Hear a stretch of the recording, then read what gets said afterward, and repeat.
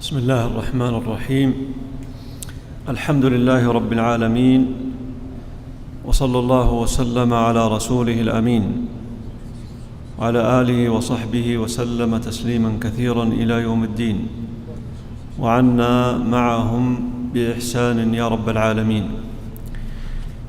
أيها الإخوة، السلام عليكم ورحمة الله وبركاته، وحياكم الله في هذا المجلس ومع هذه الكلمة القصيرة التي أسأل الله عز وجل أن ينفعني وإياكم بها، وأن يجعلنا وإياكم ممن يستمع القول فيتبع أحسنه، وأسأله جل جلاله أن يتقبل منا ومنكم، وأن يجعلنا وإياكم ممن يسارع ويسابق إلى الخيرات، وأسأله عز وجل أن يثبتني وإياكم على الدين حتى نلقاه وهو راض عنا.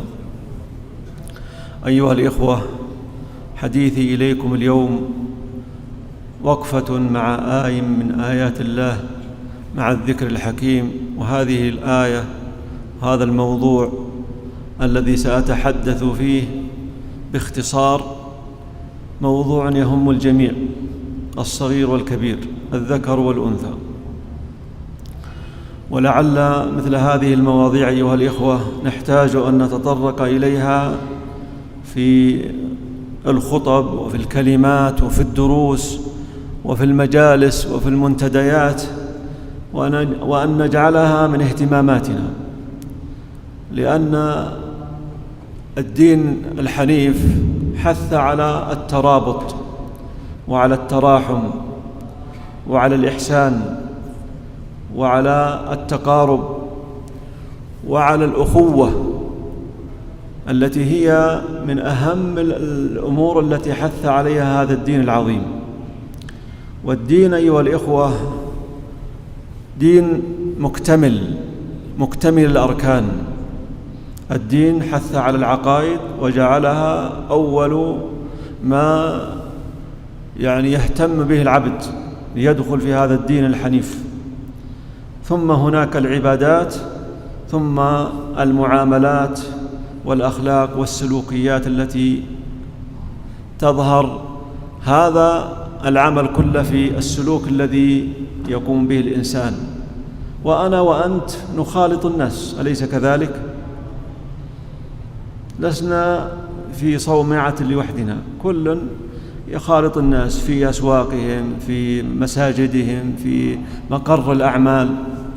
ولذا هذا الدين العظيم عندما أمر الله عز وجل بالإيمان به والاستقامة، وجعل ثواب ذلك ألا خوف عليهم ولا هم يحزنون، كما في سورة فصلت: إن الذين قالوا ربنا الله ثم استقاموا تتنزل عليهم الملائكة ألا تخافوا ولا تحزنوا وأبشروا بالجنة التي كنتم توعدون.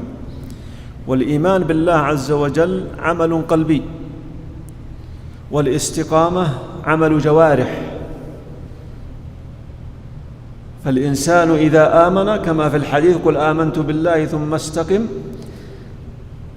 فليس أن هذا الإنسان أصبح إنسان سوي، لأن الدين كما ذكرت تكاملي. الآية هذه أتت بعد الآيات التي ذكرت، فذكر الله عز وجل قال: ولا تستوي الحسنة ولا السيئة. معي؟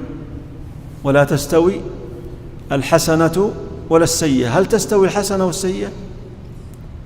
بل عندما ندخل في عمق الآية نجد أن حتى الحسنات لا تستوي. هل صلاة الفريضة مثل صلاة النافلة؟ جاوبوا.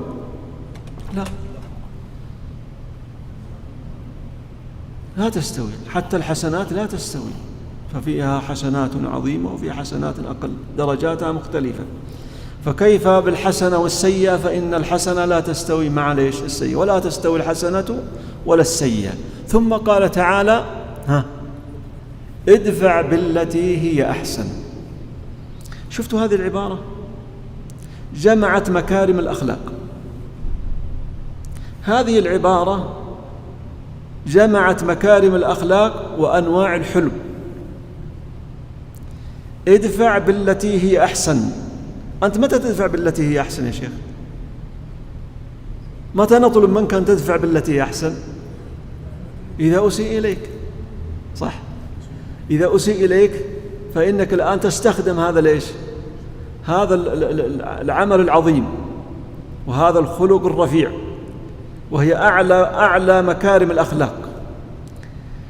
ولذا الآن إذا أسأت إليك يا شيخ، ما ترى خلاص إذا مسكت واحد بمسي عليه، إذا أسأت إليك الأصل أول شيء إذا أنت تريد أن تحقق حسنة، أول حسنة تحققها إيش؟ طبعا الإنسان بيزعل، صح؟ إذا أسيء إليك تزعل، فأول حاجة تكظم إيش؟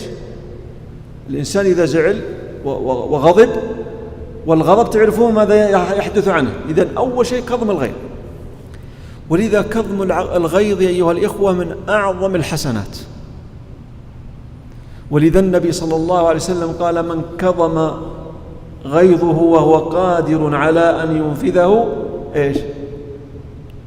ناداه الله على رؤوس الخلائق يوم القيامة فيخيره من الحور العين ما شاء. حديث حسن. وش باب ذي؟ دلال على إيش؟ إيش يدل عليه؟ على فضيلة كظم الغيظ. ولذا يا إخواني ادفع بالتي هي أحسن، لابد أن تكون منهج حياة لديك، وخصلة ينبغي أن تهتم بها. قد الإنسان يكون ما شاء الله مصلي وصائم ويتصدق ويفعل الخير، لكنه إيش؟ يعني يسيء، يرد على السيئة بأشد منها. لا، الله عز وجل قال لنبيه صلى الله عليه وسلم: ادفع بالتي هي أحسن. ولذا أتى رجل إلى النبي صلى الله عليه وسلم فقال: يا رسول الله، شوف الآن يعني أعظم شخصية ينبغي أن يعني تستخدم معها هذه الخصلة العظيمة، أقاربك، صح؟ قال: يا رسول الله، إن لي قرابة أصلهم ويقطعوني. ترى أنا أتحدث الآن في وقت كثرت فيه القطيعة حقيقة. رجال ليش أقول هذا الموضوع لا ينبغي أن يعني يتدارجه الناس في مجالسهم، منتدياتهم، الخطباء في خطبهم، مهم جدا. قال: يا رسول الله، إن لي قرابة أصلهم ويقطعوني، وأحسن إليهم ويسيئون إلي، وأحلم عنهم ويجهلون علي. فقال صلى الله عليه وسلم: إن كنت كما قلت فكأنما تسفهم الملء، الرماد الحار، ولا يزال معك من الله ظهير ما دمت على ذلك. شفتوا كيف؟ ولذا يا إخواني الموضوع حقيقة يبغى لها وقت طويل، لكن حبيت بس أشير إليه في هذه الكلمة القصيرة، وأدلكم على عمل نطبقه بإذن الله بعد هذا اللقاء، أو بهذه الكلمة نطبقها ضروري حتى نستفيد ونكون ممن انتفع بالذكرى. إذا فعلت ذلك فدفعت بالتي هي أحسن يا شيخ، ما الجزاء؟ هذا الذي أساء إليك ثم أحسنت إليه، إيش اللي يحصل؟ من الله ماذا يحصل؟ يصبح هذا الشخص الذي أساء إليك كأنه ولي حميم، كأنه قريب شفيق. ما يحتاج ترى تجربة، لأن كلام الله عز وجل لا يحتاج تجربة، بل هو الحقيقة. ولذا الإنسان يقول بعضهم: إذا أساء إليك فأحسنت إليه وأنت تستطيع أن تسيء إليه. ليه؟ قال: لأن الذي أسأت إليه فإن عرف منك الضعف فإنه سيتجاهلك وسيجعلك طريقا عليه. يقولون الأولي قال إذا شفت اثنين مصطلحين فاعرف إنه إيش؟ واحد منهم معزين عليه، صح ولا لا؟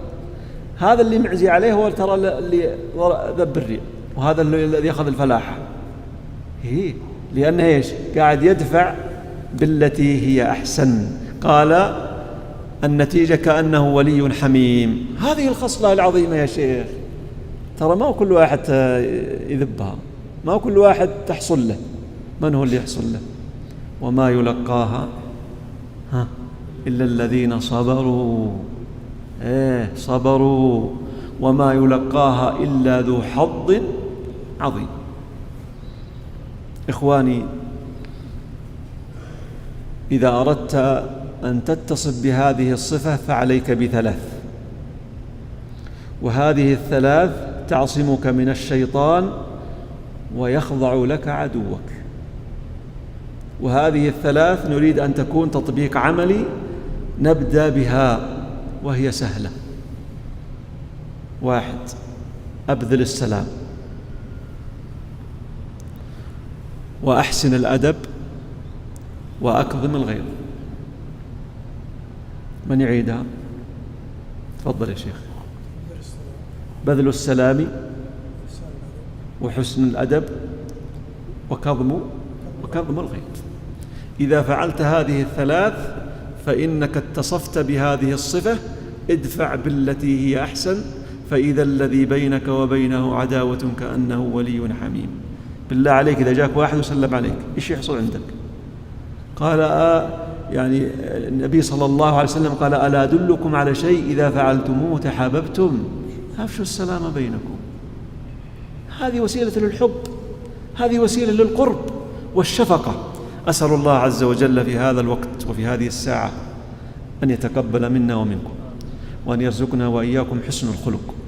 وأسأله عز وجل أن يجعلنا وإياكم ممن يتصف بصفة كظم الغيظ وحسن الأدب وبذل السلام، وأن يجعلنا وإياكم ممن